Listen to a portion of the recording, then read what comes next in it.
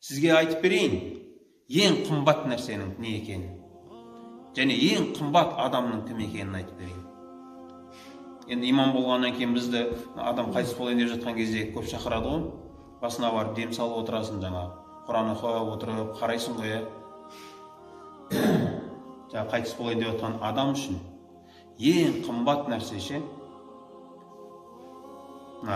стакандағы су болады ғой. Мынау дүниедегі ең қымбат нәрсе. Аузы кебеді ғой, қайтыс болайын деп жатқан адам, тамағы кебеді.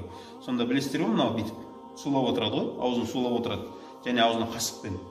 Қараңыз, ол адам үшін ең қымбат нәрсе мына қасықтағы су төгілмей кеп аузыма құйылса екен деп болды.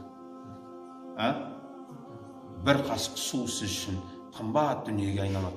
Ал ең қымбат адам кім болады? Сіздің жаныңызда отырған адамдар, достар емес. Сол жаңағы суды кім ұстап отыр? Сіздің аузыңызға кім су құйып отыр? Сол адам сіз үшін ең қымбат адамға айналады. Қараңыз, біз өзі сөзіміз екі түрлі жүреді ғой біздің өзі. Мына қараңыз, бір мысал бұл.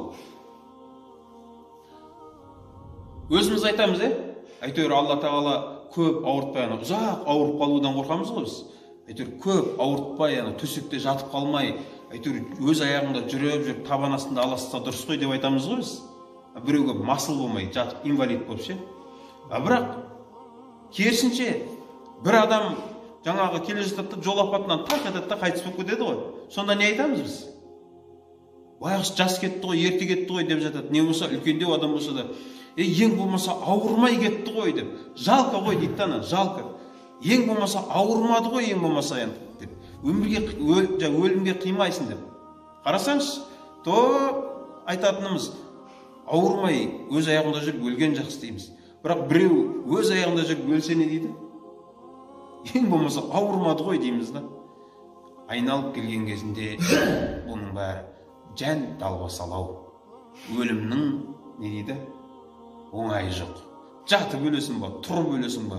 Оңайы жоқ. Ешкім өзінің бауырын, туысын, жақын өлімге қимайды.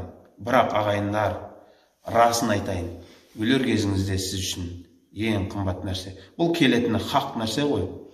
Мынау жинап жатқан дүниеңіз сіз үшін бір тиынға айналады да, қазіргі шарылдатып ағызып жүрген суыңыз сіз үшін ең қымбат нәрсеге айналады.